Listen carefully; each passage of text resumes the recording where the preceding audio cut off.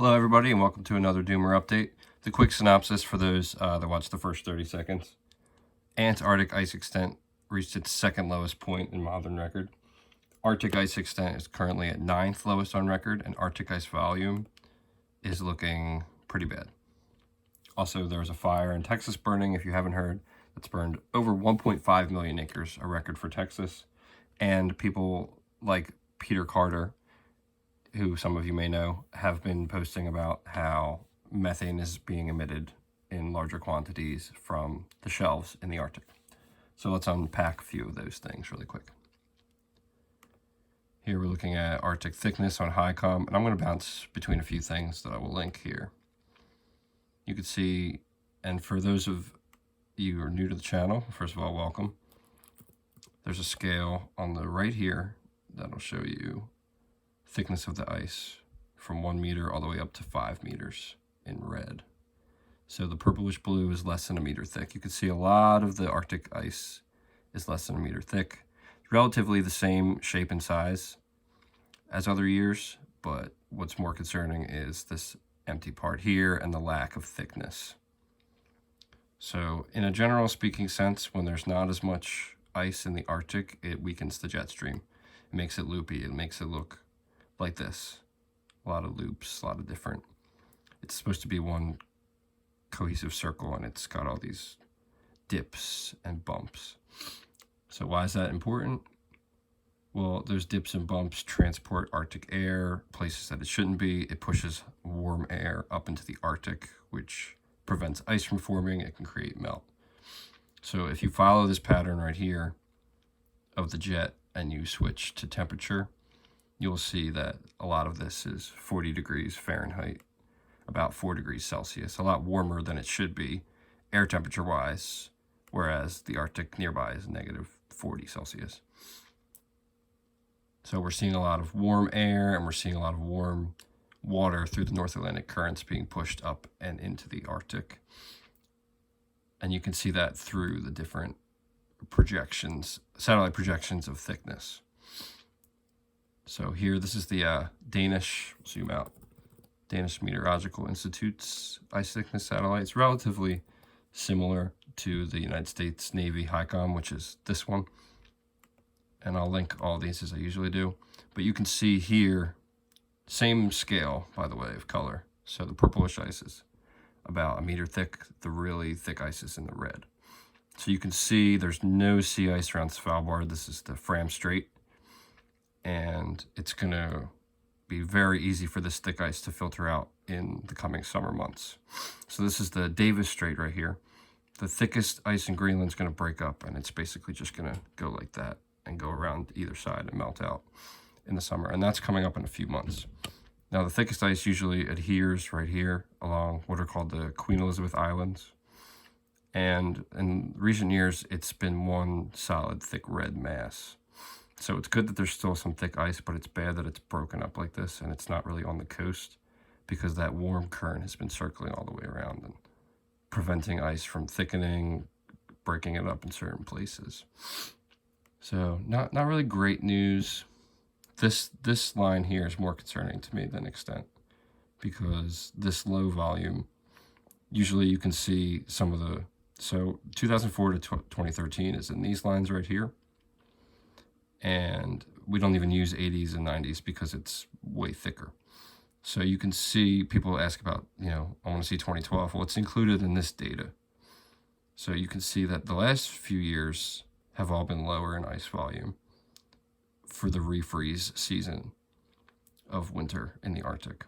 And 2024 is significantly less Arctic ice volume. And I believe that has impacted extent as well. So we'll look at that briefly. This is Antarctic ice extent, by the way. We are second lowest.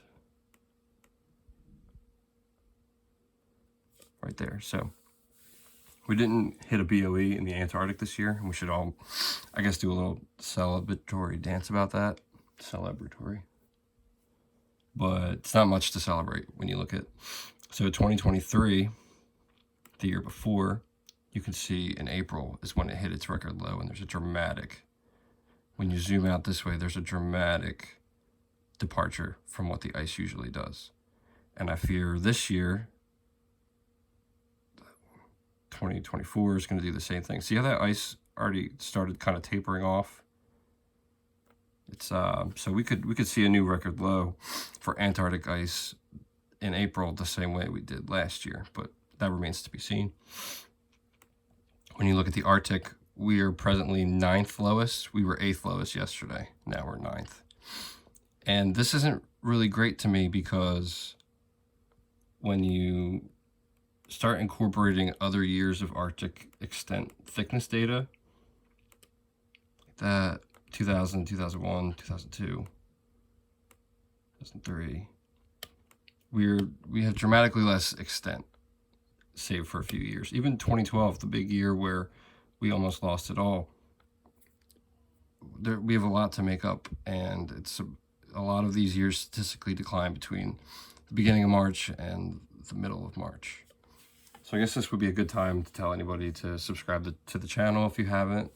Please like and share this video.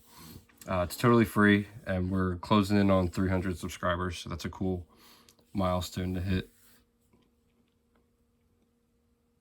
If you, a couple people, want to shout out a couple friends that have been really helping me with donations, kind of relatively in a steady fashion. Anybody else that feels compelled to donate, though, you can hit me at that link. $5 goes a long way. Usually mention that at the beginning of the video, but I wanted to get the tidbits out first because statistically, even though it may seem like there's a lot of quote-unquote clicks or views, people don't watch all of the information. People's attention spans are too short. I fall victim to this myself, but recently I've been working on trying to focus more on the bigger picture data. So as I mentioned in the earlier synopsis, there's a wildfire in Texas that's burned 1.5 million acres already. I didn't source any of that because it's relatively common knowledge in the corporate media that it's burned over 1 million acres. There's just some discrepancy to how big it's gotten now, but I've heard 1.5 as of today. I was also hearing 1.3 this week. Paraguay hit a temperature record as well of 111 degrees.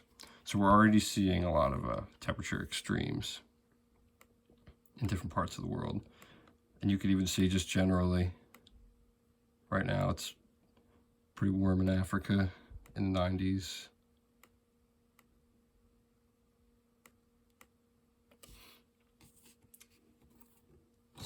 With data-wise, February was, if not the warmest, one of the warmest Europe's, the warmest winter in Europe. I was looking up temperature news articles, but they aren't solidified yet because winter technically ends. It hasn't ended yet. It's only March 5th. And a lot of the news articles were talking about data from last year, 2022 to 2023's winter, which was the second warmest in all of Europe. Also, Leon Simons, who I know I follow on Twitter, some of you also do as well, was talking about how the North Atlantic in February was warmer than every February, every March, and all but 3 Aprils.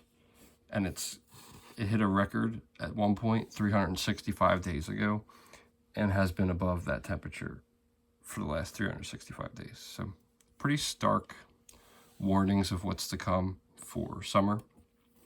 I know people are already floating around talks about the Blue Ocean event. Don't really want it to be this year, but this is not looking great.